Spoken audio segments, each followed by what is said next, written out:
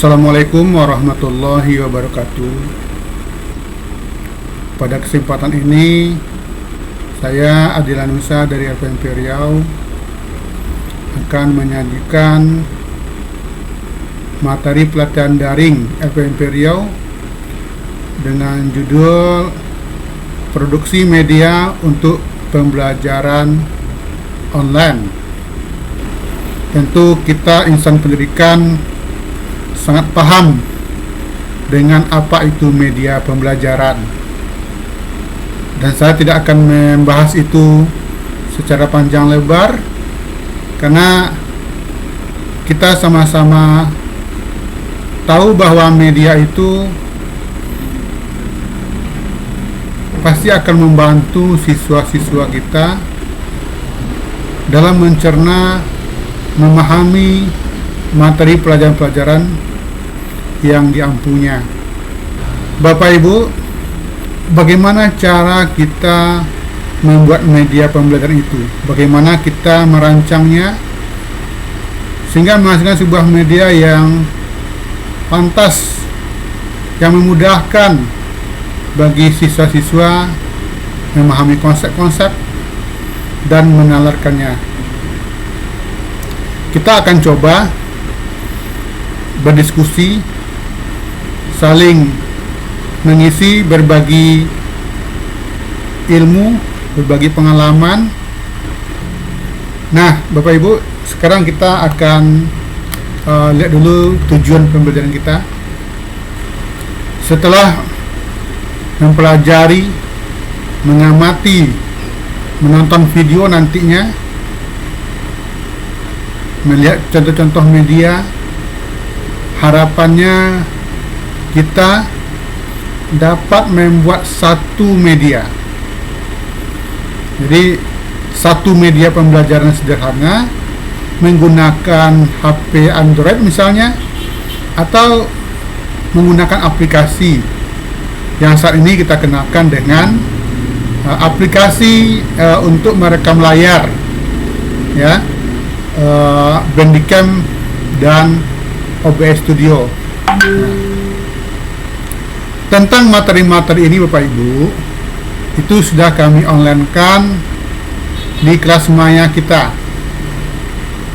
Silakan dilihat, ditonton, dan diunduh aplikasi yang sudah kita siapkan. Baik, selanjutnya sebelum kita membahas ini,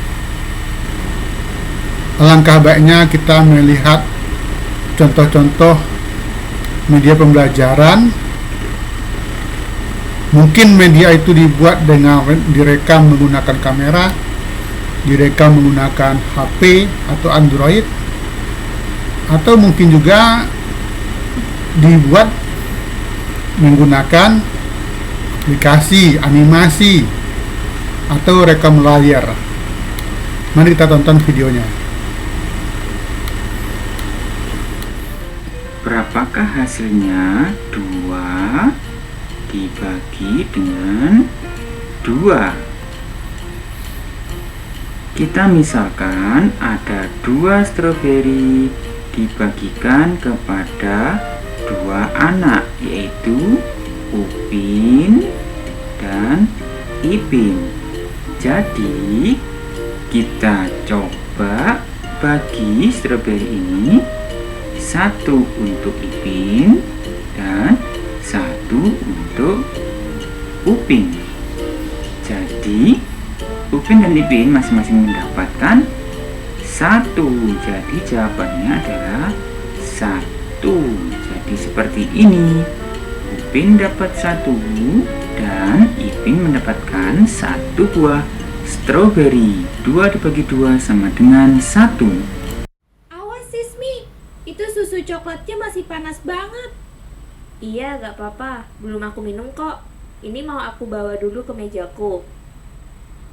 Au, kok panas sih? Padahal aku kan gak pegang susunya, cuman pegang gelasnya.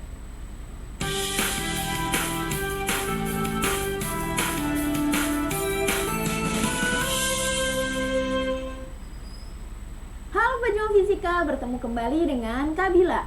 Di awal video tadi kita sudah lihat ya, Sismi kepanasan saat memegang gelas berisi susu coklat panas. Padahal Sismi tidak memegang isinya, melainkan hanya memegang gelasnya saja. Teman-teman tahu nggak sih, itu semua ada hubungannya dengan kalor loh. Kalor, apa ya itu? Pada tahun 1760, sampai akhirnya seorang ilmuwan asal Skotlandia bernama Joseph Black memaparkan pengertian dari kalor sekaligus perbedaan antara suhu dan kalor. Suhu seperti yang telah kita ketahui sebelumnya merupakan derajat panas atau dinginnya suatu benda yang diukur dengan termometer. Sedangkan kalor merupakan energi yang berpindah dari benda yang bersuhu lebih tinggi ke benda yang bersuhu lebih rendah. Jadi, kalor merupakan sesuatu yang mengalir dari benda yang panas ke benda yang lebih dingin. Teman-teman, walaupun suhu dan kalor merupakan besaran yang berbeda, ternyata keduanya saling berhubungan nih. Jadi, ketika ada suatu benda yang diberikan kalor, maka kalor tersebut dapat mengakibatkan suhu bendanya menjadi naik. Dan saat suatu benda kehilangan kalor, maka akibatnya adalah suhu bendanya menjadi turun. Begitu teman-teman. Kalau di awal video tadi, kira-kira gelasnya menjadi panas karena menerima kalor dari mana ya? Ya, betul, dari susu yang panas itu ya. Nah, waktu kelas 10, awal banget kalian sudah belajar tentang cabang-cabang ilmu biologi kan ya? Salah satunya, ada cabang ilmu biologi yang disebut dengan virologi. Dari namanya aja kalian pasti tahu kalau cabang biologi yang satu ini membahas tentang virus. Nah, sekarang kita coba mengenali virus itu apa. Tapi sebelum kakak bahas mengenai struktur, kemudian reproduksinya, kita bahas dulu mengenai sejarah virus ya. Nah, awalnya virus itu ditemukan oleh seorang peneliti yang bernama Adolf Meyer. Dia menemukan pada tumbuhan tembakau ternyata muncul bercak-bercak. Makanya dia bilang tembakau itu mengalami penyakit mozaik. Tapi dia belum tahu jenis patogen yang menyerangnya itu apa, apakah bakteri, tapi dia memang berasumsi bahwa itu adalah bakteri. Sekarang kita akan membahas tentang hukum Newton, di mana kita akan membahas percepatan dan tegangan tali dari berbagai jenis soal. Nah, di sini dilihat, di sini ada katrol ya, ada katrol dengan massa 1 7 kilo. Di sini nih 7 kilo, nggak jelas ya tulisannya. Massa satunya 7 kilo. Nah, massa 2-nya adalah 3 kilo ini. Nih 3 kilo ya. 3 kilogram. Nah, sekarang dari soal itu ditanyakan berapakah percepatan talinya sama tegangan tali. Nah, dari situ berarti di sini kita mau cek dulu. Di sini kalau katrolnya ini ke bawah, berarti dia punya berat ya, punya berat. Nah, berat itu kan sama dengan massa dikali gravitasi ya. Jadi kalau gravitasinya di sini yang kita pakai misalnya 10 meter per second kuadrat, berarti berat katrol 1 atau berat 1 adalah massanya 7 dikali 10. Jadi dapatnya 70 Newton. Nah, berarti kan di sini juga punya berat. Ya, dia punya berat di 2, berat 2-nya sama dengan massanya, massa 2, 3 dikali gravitasi. Massa kali gravitasi 3 kali 10, berarti 30 Newton di sini. Nah, berarti percepatan adalah yang ini akan ditarik ke bawah, juga akan naik ke atas ya. Reaksi sih, ya. Ini ada tegangan. Nah,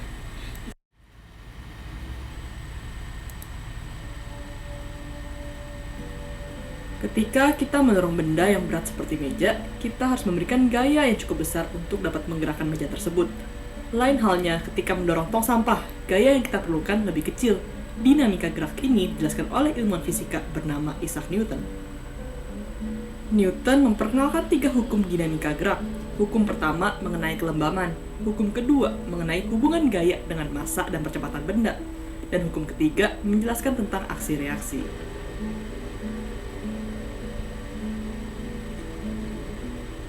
Hukum ini menyatakan tentang kelembaman benda. Hukum ini mengatakan benda yang diam cenderung untuk tetap diam, sedangkan benda yang bergerak dengan kecepatan konstan akan cenderung tetap berada pada kecepatan konstannya tersebut. Contoh aplikasi hukum ini adalah meja akan tetap diam sampai ada gaya yang cukup untuk menggerakkan meja tersebut.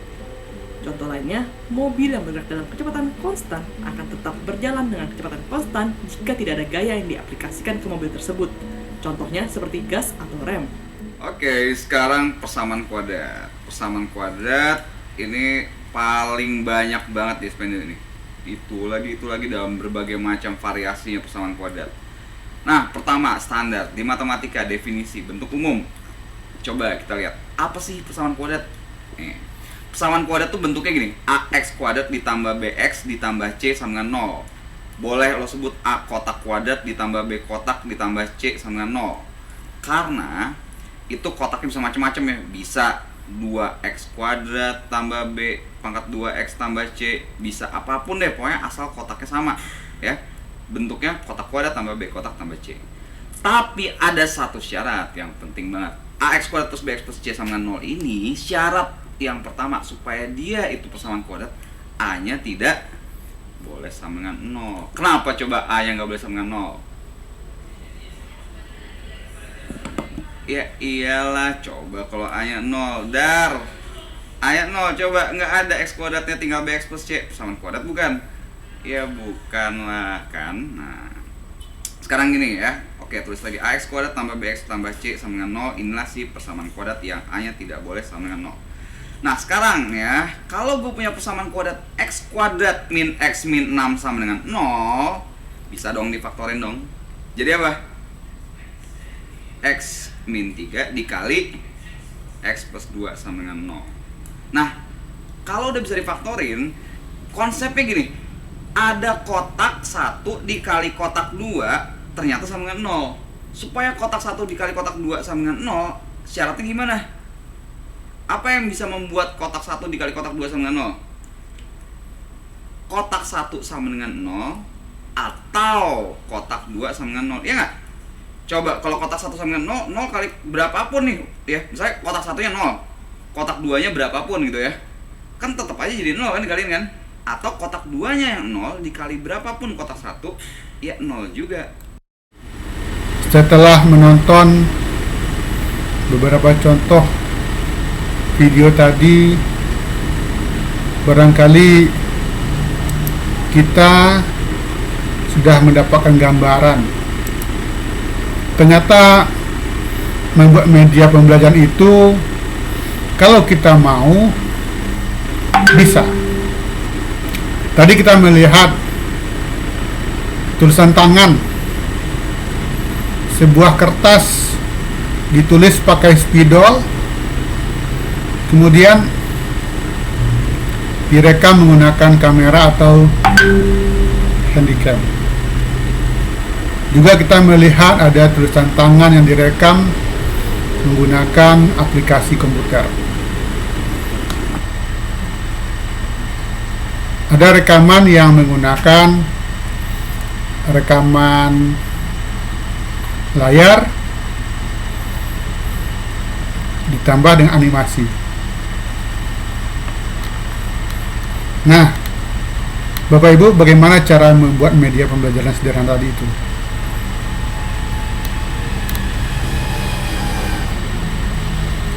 Sekarang kita akan bahas, mungkin saja contoh-contoh media tadi itu dibuat menggunakan HP atau Android, bisa juga menggunakan aplikasi komputer, aplikasi rekam layar yang hari ini akan kita kenalkan Bandicam dan OBS Studio.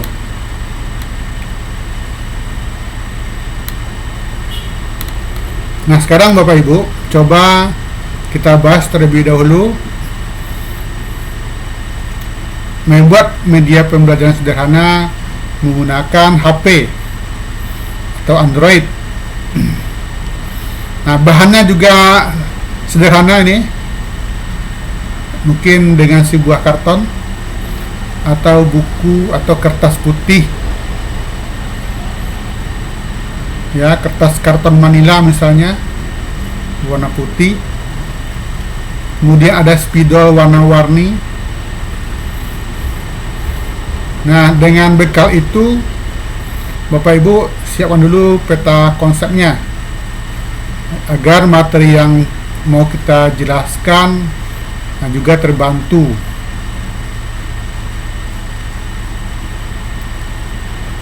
Nah, kemudian nanti media rekamannya kita menggunakan HP atau Android.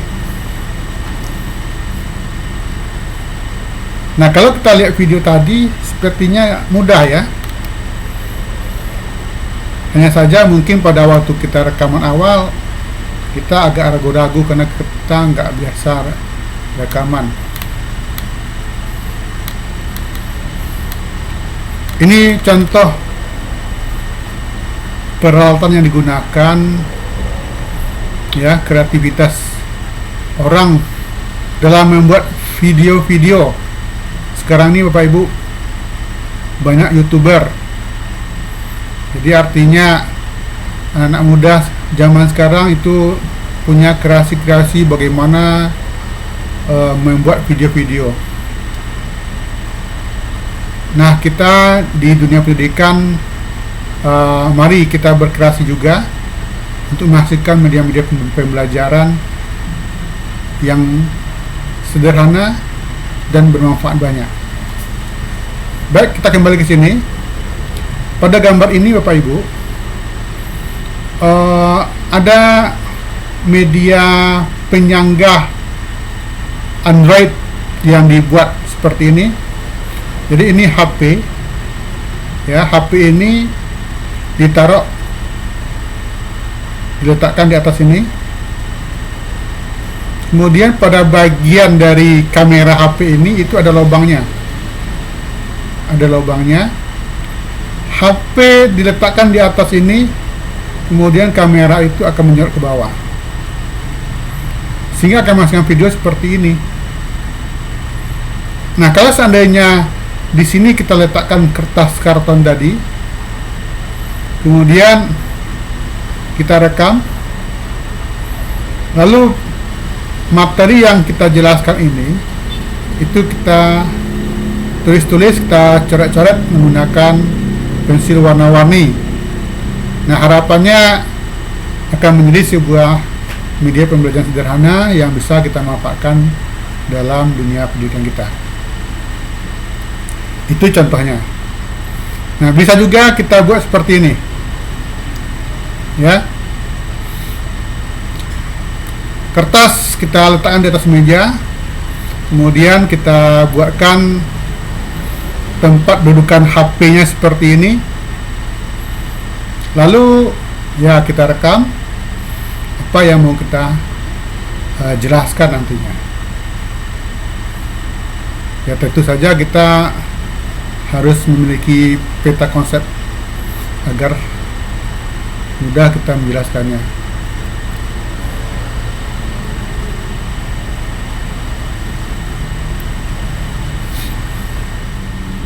Nah, sekarang membuat media pembelajaran menggunakan aplikasi atau software komputer. Kita perlu mempersiapkan alat-alat seperti ini: komputer, laptop, mousepad. Nah, ini mousepad ini Bapak Ibu, mouse yang bisa kita fungsikan seperti pena. Jadi bentuknya seperti pena. Kalau kita gerakkan dia, nanti dia bisa seperti kita menulis seperti pena biasa. Sehingga kalau itu kita rekam, siswa seakan-akan punya guru privat. Itu ya. Nah, sekarang kita download aplikasi Bandicam OBS Studio yang sudah kita siapkan di kelas maya kita. Kemudian siapkan peta konsepnya, lalu kita rekam menggunakan aplikasi. Sebenarnya aplikasi untuk rekam layar itu bukan hanya ini, ya. Ada namanya Camtasia Studio, ada SnapX, ada Movie Screen, dan banyak lagi yang lain.